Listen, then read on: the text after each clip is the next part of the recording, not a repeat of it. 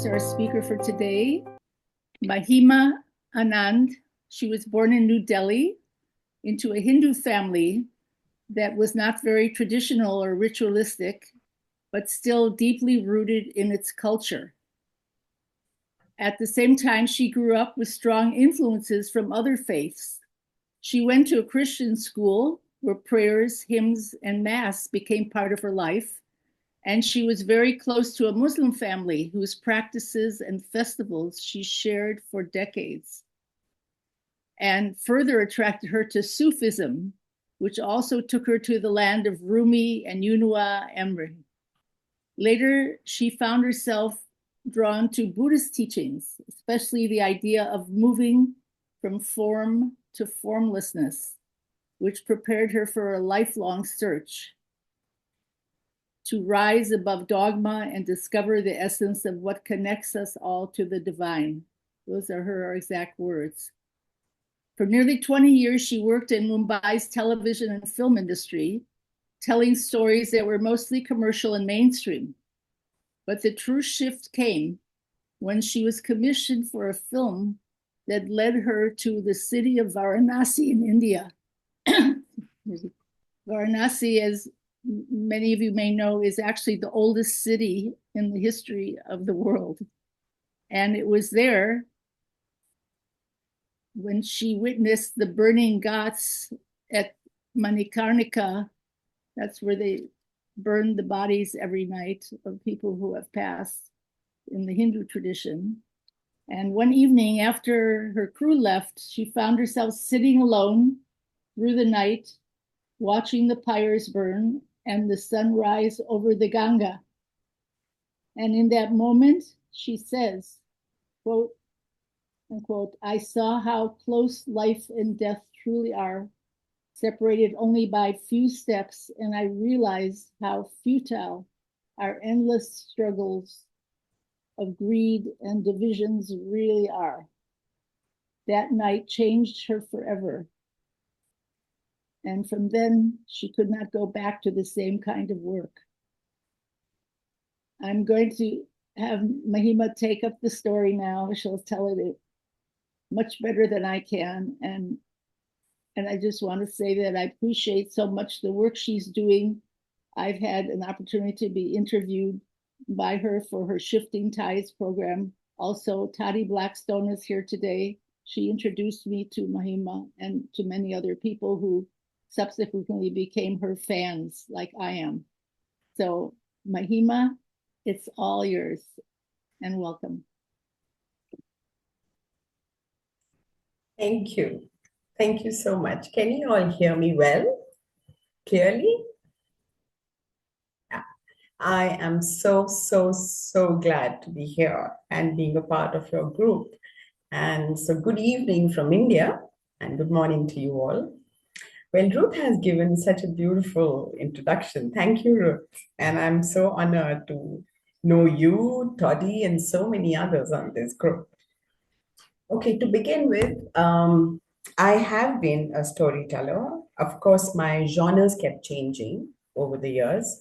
And it was quite a privilege for me and a blessing that telling stories just the way I experience them or witness them authentically and with vulnerability has been nothing short of a miracle every time I do a story. And so I complete the story first, which Ruth just started about the Manikarnika Ghat, and then I will go on to the other things, how each story had the power to make such a transformative shift, not just in me, also in how it impacted others who watched it. So for almost 20 years while I lived in Mumbai, I was immersed in tough production schedules, running around, meeting industry demands, and doing fiction, mainly fiction. I'm really very grateful that I did what I did, because that was kind of a means to an end for me to pursue what my heart desired.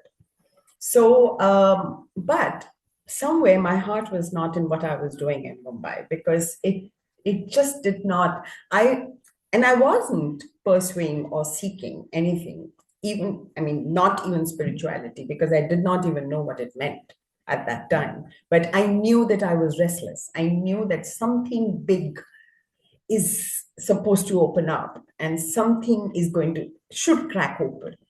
And that's the time I got this assignment to make a film. And it actually came from US, from Columbia TriStar. They were doing a series of shows on TBS. And they wanted something which was sensational but spiritual. And I was reading 3 books, a trilogy written by Robert Swoboda. He's a European. And he had been to India, found his guru, and who was an Aghori. Aghoris are people who are followers of Shiv. Shiv, as you know, is the god of destruction. So these Aghoris believe that only by destruction or just by giving up something which we are um, kind of, we depend on that or we have a desire for that. So they kill that desire to overcome it and reach higher realms. So they're considered a little dangerous because they pray at the cremation grounds. And everybody stopped me from going to Varanasi. And I said, okay, I will just test it out and see how it is. And if it doesn't work for me, or if I feel scared or fearful, I'll come back. Well, we land in Varanasi, and I tell my boys, my crew, to come to Manikarnika Ghat. And Manikarnika Ghat is known as the burning ghats of Varanasi because it's the biggest ghat. And the Hindus believe that they are to be burned at that ghat to get moksha or to get nirvana. So the dichotomy there is that they believe that the skull needs to be cracked open for the soul to be released. And guess what? Who cracks the skull? Whether you're a millionaire or a politician or a bureaucrat or businessman or whatever, the lowest of the lowest caste, which is known as the Dome tribe, they are the ones who are given the job to crack the skull. So it doesn't matter. So that was my very first shake-up moment, because then, and that time it kind of struck me that what are we struggling in life for? What are we fighting with each other, amassing wealth and hoarding and running after creating properties or things like that, when ultimately the person who's going to give you the moksha or the nirvana is somebody you have dispelled, or somebody whom you have just probably thrown away in your entire life, because they are not even in some of the families in India, they're not even offered food with the same hand that you eat your own food, and they are the ones who are entrusted this job. So that was one part of the story. And while we sat at the Manikarnika Ghat late evening, my boys couldn't stand the fumes, and they said, this is something which is very uncomfortable. We're going back to the hotel. I said, okay, you carry on. I'll be joining you in a little while. But lo and behold, I couldn't get up. It was as if something just got me stuck there. And before I knew it, it was early morning. I saw the sunrise. But that one night, a few hours I spent at the ghat, I realized that the distance between life and death, which was just a few meters away, had actually merged. And I couldn't wrap my head around the fact that if this is the little distance we have to cover in our life before we die, then why the greed? Why the jealousies? Why the violence? Why the fight? Why the wars? What for? And so this was the thought that stayed with me for a long time, and we finished shooting. And before I was ready to come back, we were packing up our equipment, and then I heard a voice. I heard a voice, you're not going back yet. And I couldn't understand where the voice had come because I was not in that space at all. So I didn't know what voice meant. So, but I continued packing. I brushed it off. But then the voice came again. You're not going back yet. So then I took it seriously. I heard it and I said, okay, this means something. So I told my boys, you carry on. I will stay here for another 1 day or 2 days. They said, we're not leaving you here, ma'am. We are staying back with you. I said, hello, I don't have a budget for you. You've got to go back.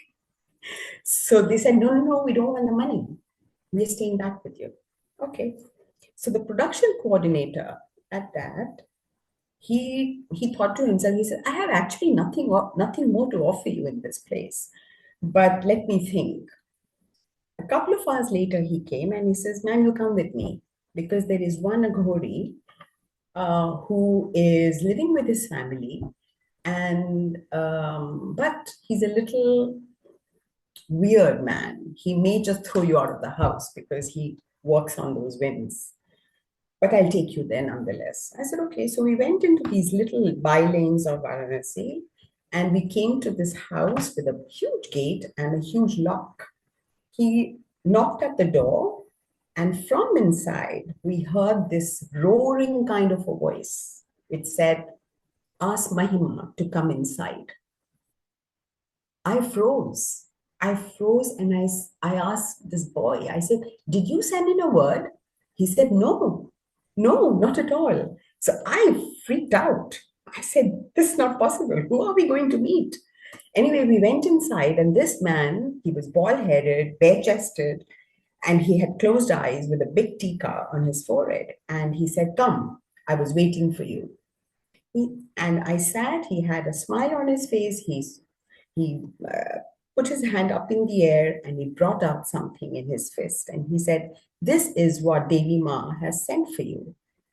And it was ash and bone. And I said, what am I supposed to do with this? He said, put it on your forehead. This is a blessing that has come for you. So I put it on my forehead and he said, I know why you're here. Your questions are still not answered. Come tomorrow, 6 o'clock with your camera. You'll get all the answers. I just ran out from that place. And when I stepped out of his house, I just fell on the ground because it just shook me to the core. Next morning, we land there and we finished the shooting. He, of course, answered all the questions beautifully. But he had one thing to say. He said, you've come here because we were waiting for you from another lifetime. You were our daughter in another lifetime. And now you will not touch commercial work because your purpose is only to tell stories which actually connect people to the divine. Now, I did not believe it at that time, but then every time since then, if I touched a commercial work, it would just slip out from my hands. So this was the starting of my journey. And I realized how impactful and powerful storytelling was. And I started taking it more seriously. And then when I dropped taking commercial work, and I was kind of in a surrender mode, which was very tough, I realized that the stories were walking up to me. The projects were walking up to me. I stopped pitching. I stopped talking to people about giving me work. I stopped going out and thinking of new ideas or projects or concepts because these were just walking up to me. And so after that, there was someone who gifted me. And one thing that happened here was I realized that I was sticking out like a sore thumb in the society, and especially around my reality, my friends, my people, because all this was obviously happening from another realm. It was not happening from the reality we currently know of our world. So for me to process all that and to be able to implement and do justice to all this was obviously a challenge. And I had to do a lot of processing, internal processing, and also bringing me rewiring myself. And when you rewire, it's almost like snake shedding its skin. It's painful. It's painful. You go through immense pain in the body, mind, emotionally, spiritually, in all ways. But somehow I just had to go through that period. It was a dark phase. It was like a very, very, very dark phase. But I knew there's going to be an end. And during that time, there's another story that came up. Somebody gifted me a book which was called Sounds of Silence. And obviously with no intention of a project or anything. So I brought it home and overnight I could finish it. It was about a Parsi woman, Nan Umrigar, who had lost her 17-year-old son. He was a horse jockey and he fell on the track and had the horse hooves on his chest. And 2 days later, he passed away. So she was, of course, grieving. But in that grief, she came across another couple in Mumbai who had also lost two of their children, but they started connecting to their parents through auto writing. So when she read the article, she was, the mother side of her wanted to go and see if her son could talk to her. But the logical and analytical side of her said, what rubbish, this doesn't exist. But then she went and met them, and they connected with their son through auto writing. And then her son came up and said, Mom, you have to come to me directly, not through anyone else. So she says, but I can't, I don't know how to write, how to do auto writing. So they said, okay, keep trying. So she came home and she started sitting every day and writing. And for months on end, it was just scribbles. Scribbles, only scribbles, only scribbles. Nothing made sense. But one day in the morning, when she sat down to write, the whole page was full of, I love you, Mom. I love you, Mom. I love you, Mom. And that was the starting of her journey in connection to her son. And the son told her that I am under the guidance of a spiritual master. You don't have to worry about me. Go find me at his ashram. And his ashram was on the outskirts of Maharashtra, on the western side, Western Ghats of India. So she didn't know whether he was alive or passed away or whatever. So she wrote a letter to him, to this spiritual teacher called Meher Baba. And the trust wrote back to her saying that he passed away, he left his body, but you're welcome to come to the shrine. So the son guided her that when you go to the shrine, there will be a gentleman sitting at the mosque who will be wearing a green shirt, green shirt, red pant or something, and he will give you something in your left hand. Know that it's me. And that's exactly what happened. So then all these experiences she put down and put it in the book, Sound of Silence.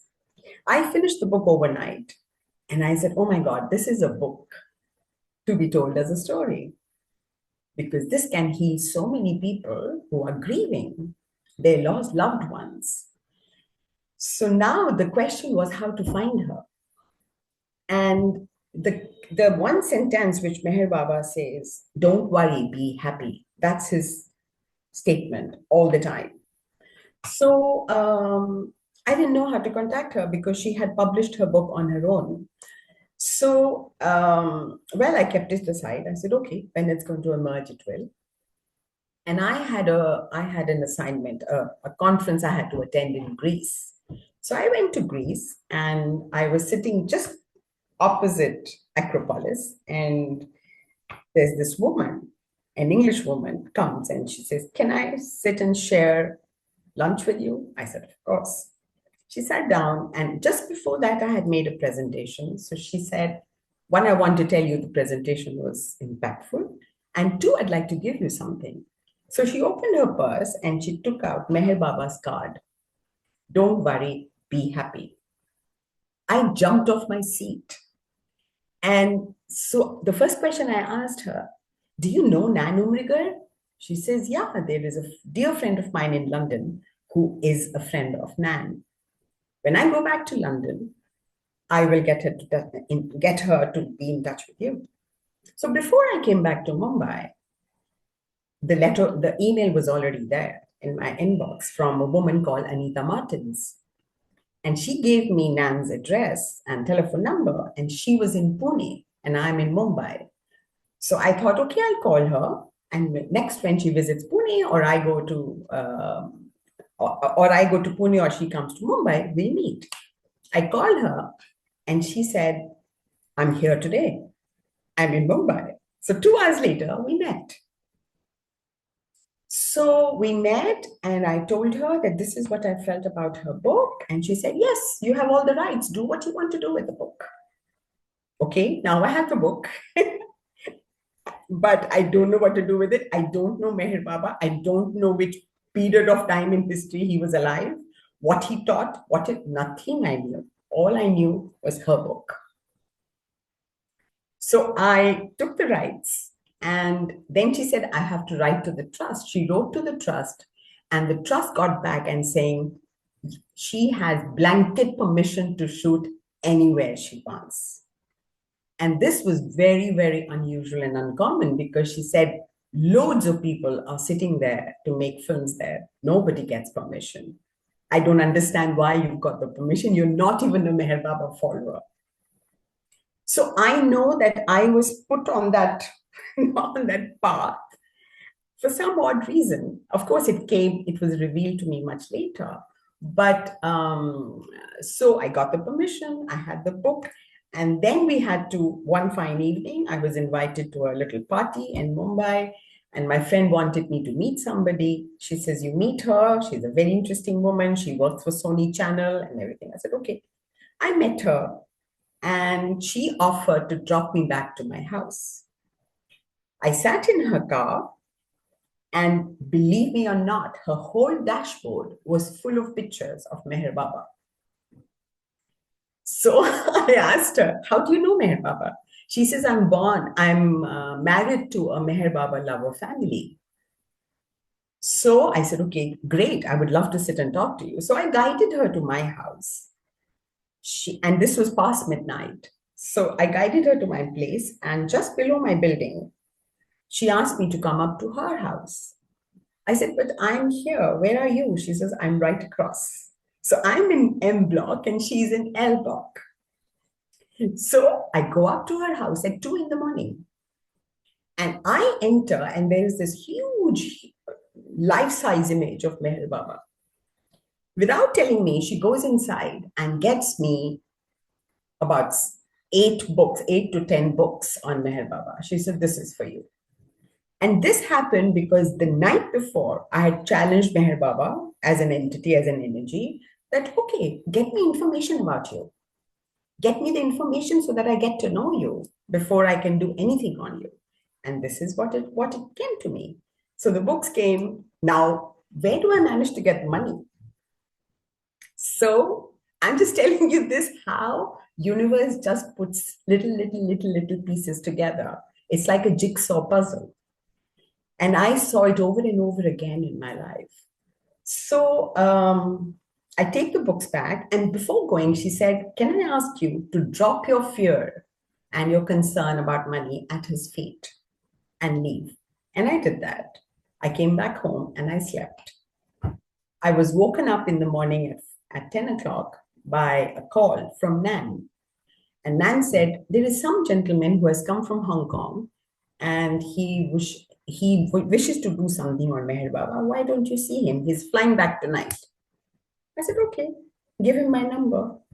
And he called me and he said, I will see you right below your house. You don't have to travel anywhere. He calls me at 6 p.m. He said, I'm right there at the cafe. I went down. I met him for precisely 5 minutes. And he asked me, so I told him the series of events that had happened. He took out his checkbook, and on a blank checkbook, he signed, and he says, fill up any amount you want. Again, I freaked out. I said, I haven't even made a budget, so I don't know how much I want. So he says, don't worry, keep the check. Whenever you have the budget, fill it up and send it to me. I'm flying back tonight. Now, who is this man? How did he trust me so leave his signed blank check with me? So I had no answer at that moment. It seemed as if I was just flying in air. I was just following someone's instructions from high above. So anyway, the film got made, but before I actually got down to filming, one question I had from Meher Baba: I'm still not convinced. Why would you want me to make a film on you when I don't know you? Can I justify you? Can I justify your teachings? So I'm coming to you. So I went to the shrine and I planned my visit there. I went and the bus broke down. It was peak hot summer. I had a migraine. I cursed him. All of that happened. And I decided to stay another one day. And when I stayed there, I asked those people, how does one go to the shrine? I had never been to the shrine. I didn't know how to conduct myself there. So they said 6 o'clock in the morning, you can walk up there to the hill. I woke up the next morning with lots and lots of people. I walked up and I sat amidst all the people who were strumming the guitar, singing the hymns and singing to him. While I'm sitting there, I get a pat on my back. Somebody tapped me on my back. And I looked up, there was an old woman, and she asked me if I was Maheima. I said, yes. She says, when you're done with this, there's someone who's waiting for you outside. Now, I didn't know a soul there. How could anybody be waiting for me here? Anyway, I said, okay. I finished, I bowed my head, I paid my obeisance, and I came out. And I came out, there's old man standing outside. He just didn't say anything to me. All he did was wrap me in his arms. And he said, I was watching you, and I have a message from Baba that you're an old soul and you have to take his word out. I fell on the ground and I knew that I'd got my sign. So then this film, of course, got made, and there is bigger story there. But I do know that this film, when it got made, I had very little role to play in it. I was just being used as a conduit. I was being used as someone who had the body to walk and give instructions or whatever. But I had very little role to play. So when the film got released, I was asked to come up and speak. The only thing that came up was that I'm not the director. You may see my name on the DVD. I'm not the director. I've been used by the big director. But that was a very big lesson for me, a huge lesson. And so when people watch that film, it's not a commercial film. It's not something which can get mega bucks for people. But if in a crowd, I can see one person teary-eyed, my work is done. That's all that matters. And over the years, this is my biggest learning, that stories have the power to heal. They are medicine. They are medicine for a hurting heart. So I would now take a pause here and request Mary Grace to share a small video, which I shot in France, which was a prelude to Shifting Tides, and then I will carry on from there. Mary Grace, over to you, please. Just a minute.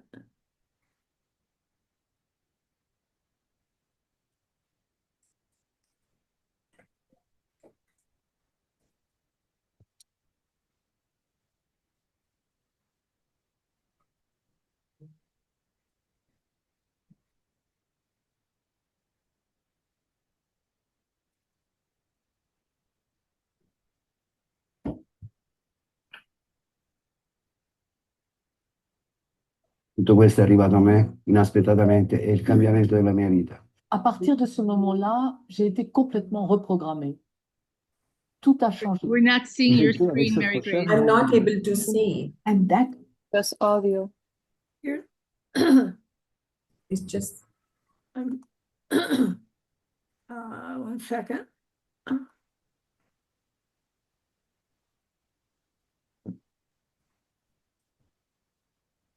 you're not able to hear or see it? We hear it, we don't see it. Slowly. I don't see. Oh gosh, okay, let me try again. Can you see it now? No. Oh gosh. It's a beautiful film. Maybe Okay, once. wait, let me, I have an idea. Wait, let me, 1 second here.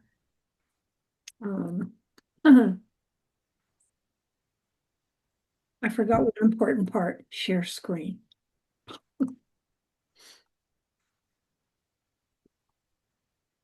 Yes, we see your screen. You can see it, thank you. Okay.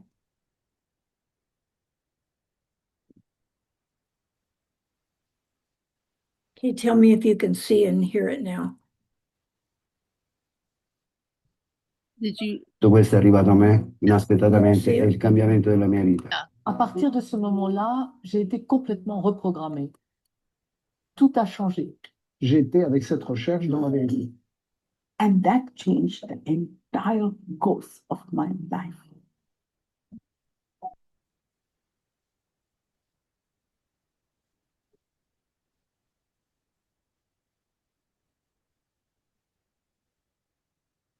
E dormendo nel mio letto vengo svegliato più volte delle voci incantevoli che non si lasciavano nemmeno registrare. La prima volta che si è sentita questa voce melodica, una melodia in casa, c'erano anche altre persone che avevano paura e sono scappate via. E poi io, per non passare per un pazzo, ho cercato di filmare e niente, ma ho riuscito a registrare questa voce sublime che non si sente tutti i giorni, è qualcosa di magnifico, di sublime, voilà, questa è la parola adatta.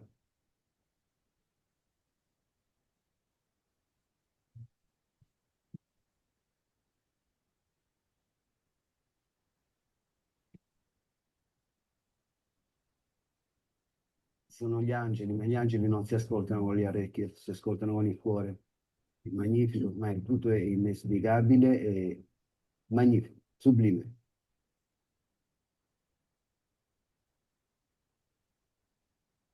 Une expérience hors du corps, qu'on appelle, enfin une sortie du corps, c'est la preuve que la conscience n'est pas à l'intérieur du corps et qu'elle n'est pas que contenue dans le corps. Et que quand le corps n'existe plus, elle continue ailleurs, qui arrive donc dans une lumière, mais je vais apercevoir mon corps de très très très loin, contrairement à ce que je vais apprendre après, parce que après je vais découvrir les NDE, tout ça. Mais je ne sais rien à ce moment-là. Je sais juste que mon corps, je le vois de très très très loin et je le perds de vue. Et ça n'a plus d'importance parce que je suis dans une sorte d'orbite lumineuse autour de la Terre. En fait, c'est dans la stratosphère quelque part. Et j'ai un sentiment, j'ai l'impression d'être relié absolument à tout, dans un bonheur et une plénitude extraordinaire. Même à en parler, on ressent très fortement.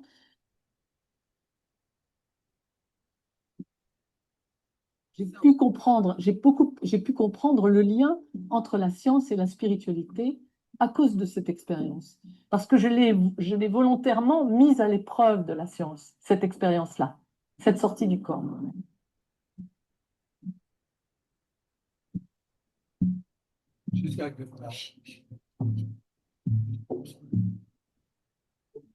Ce dont je me souviens, c'est qu'à 12 ans, ma révolte contre l'égoïsme et le manque d'amour me révoltait et je passais ma première communion.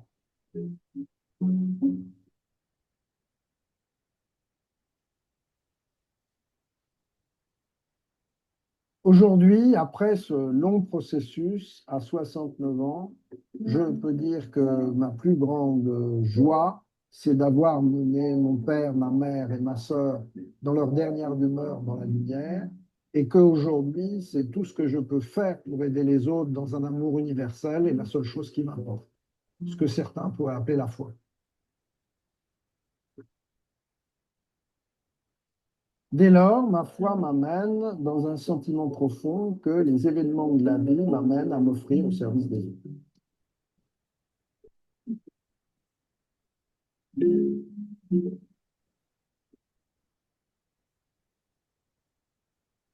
I got a call from somebody in America. They wanted a film on aghoris. They are known in the Western world cannibals because they eat the flesh of the dead humans.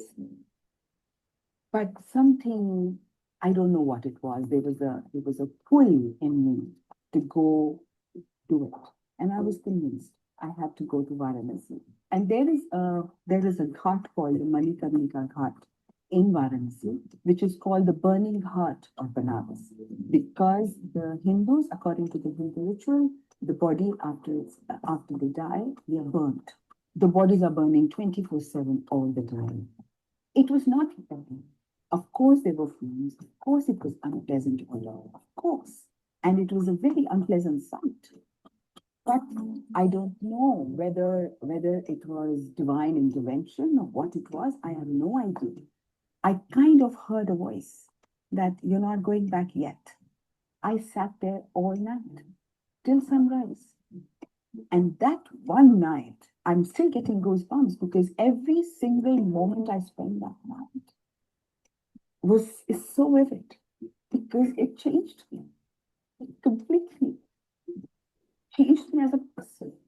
Because that night I realized that what are we striving for? What is life all about when we're just 2 steps away from death? It defines my life today. It defines my work. It defines who I am.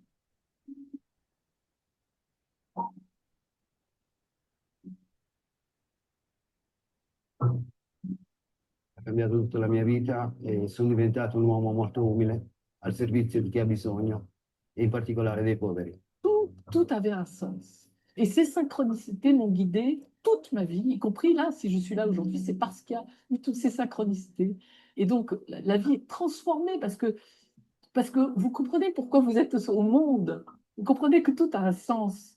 Dans la dernière phase de ma vie, aujourd'hui, à 69 ans, je peux dire que après les recherches de l'amour dans ses différentes formes, la foi, ce qui me relie à l'amour universel, est la chose la plus importante pour moi.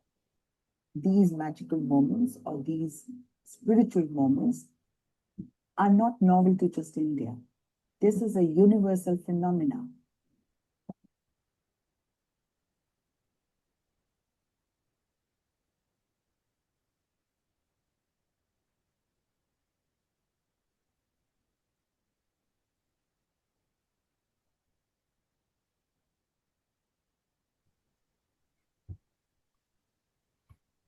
May I continue? Yes.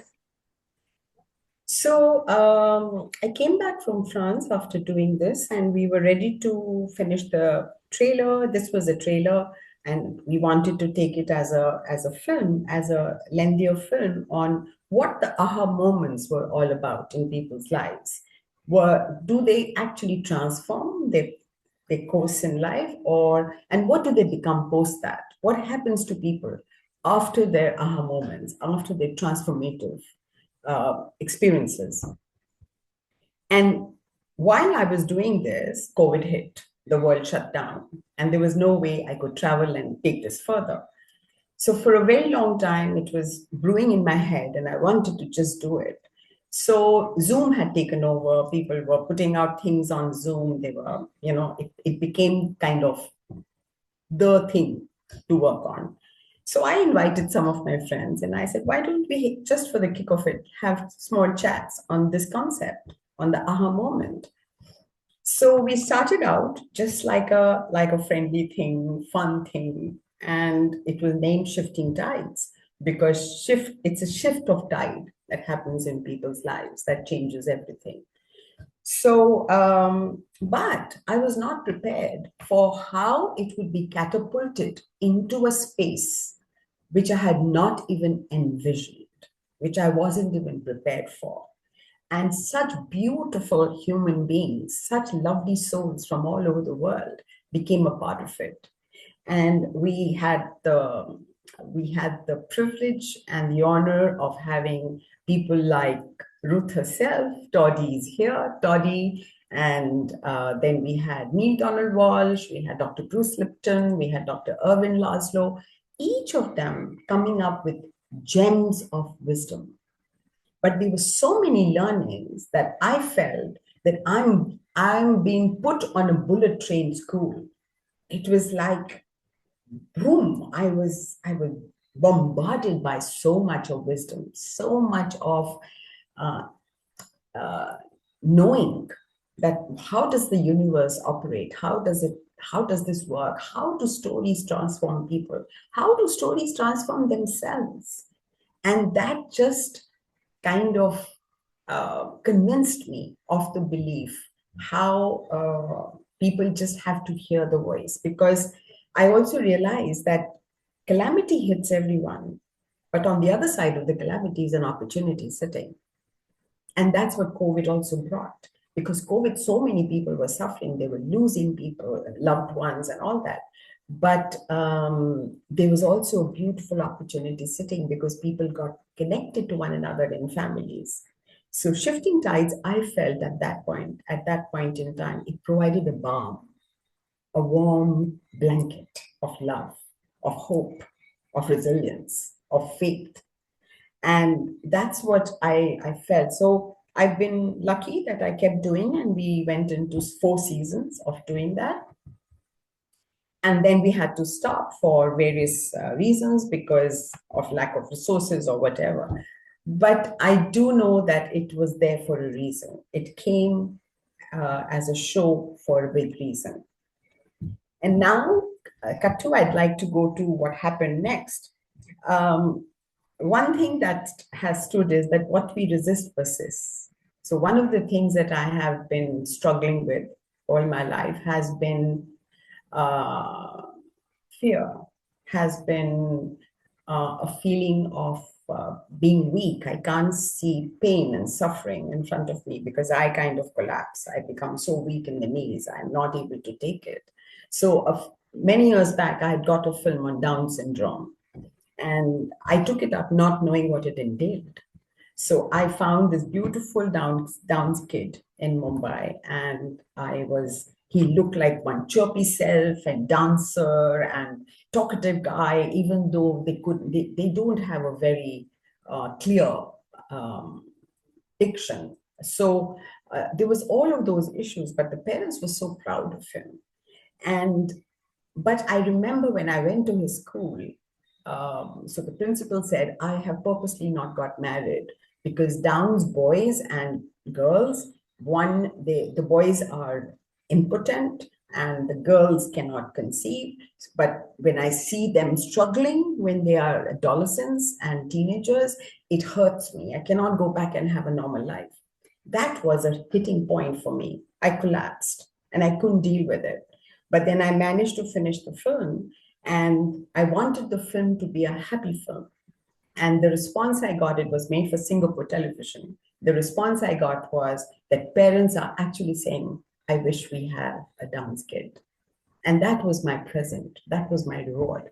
Because Down's kid have that one extra chromosome, which actually helps them to love more, to care for others more, to be more compassionate, to be more generous, to just be more giving.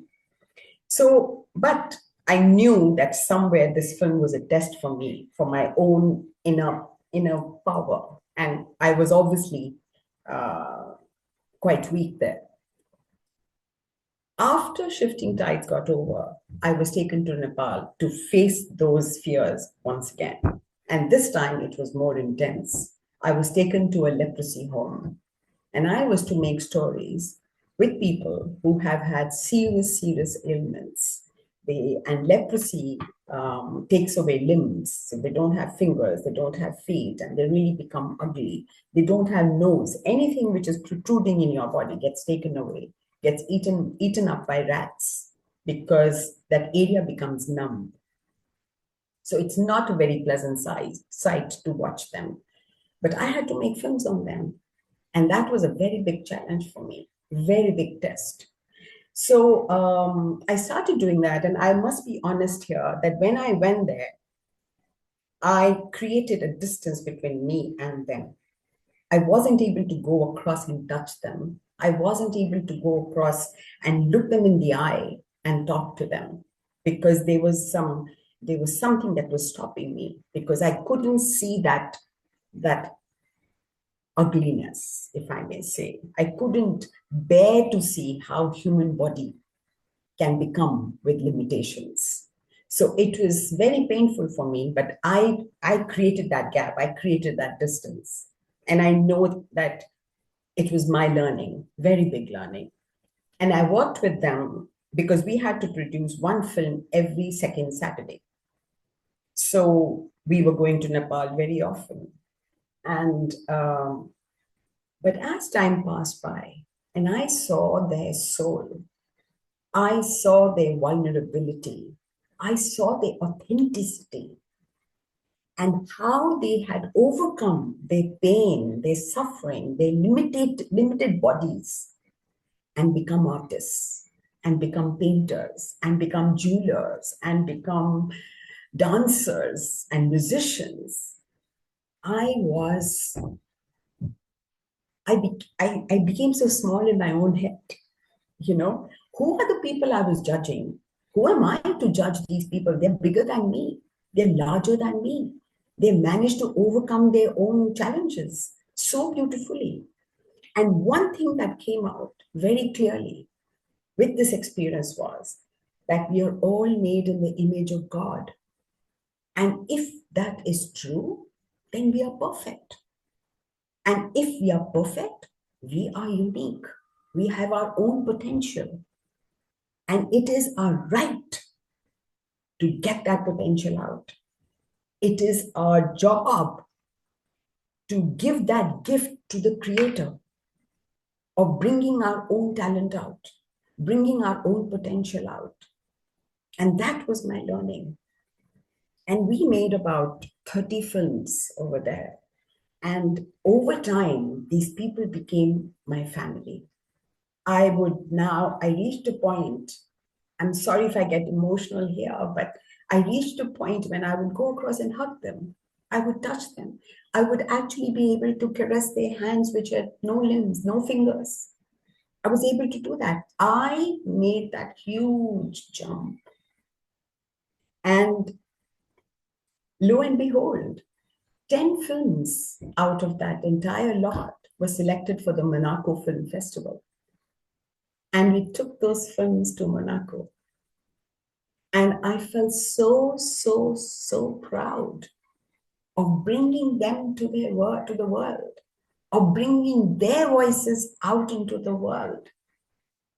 So they are not underdogs. We make them underdogs. We are underdogs with our own limited understanding, with our own judgments, with our own perceptions. And when people out there saw those stories, they had a standing applause.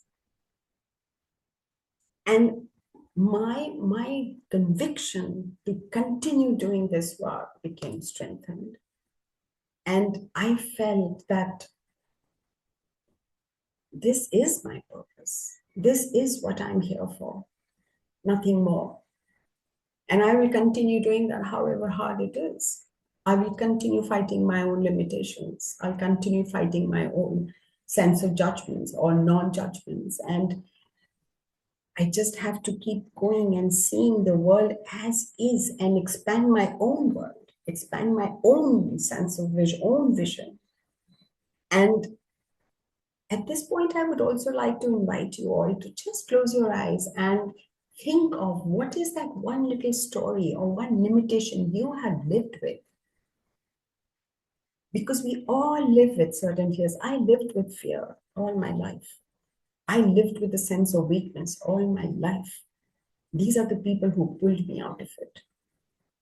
So if anybody would like to share, I would be very happy to hear your part as to how do you see and how do these, and if one had to watch, if you had to watch these stories and see these people or meet these people, how would you react? And how would it make that little shift in your own heart? So I think that's what I'm just getting very emotional right now. Do I have time, Mary Grace? Do I have more time? A couple of minutes. We're pretty close to the end, but please.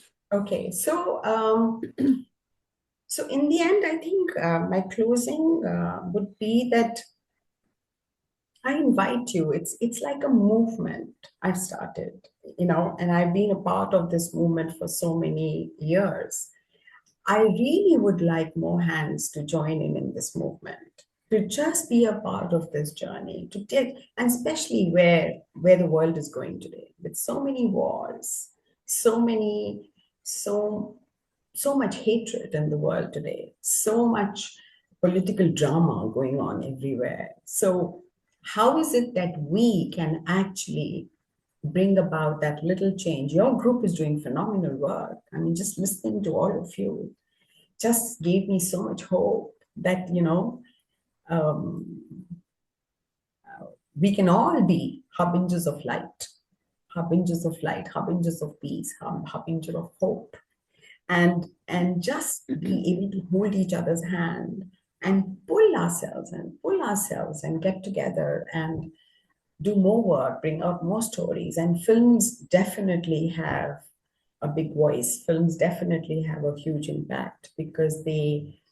it's an audio-visual medium. So it kind of awakens your senses and especially your eyesight, and you're able to imbibe so much more. So please join hands, write to me. I would love to tell your stories. I would love to join hands with you, whatever. But this is a beautiful platform, and I'd love to be able to have most of you on this journey with me. Thank you very much. Thank you.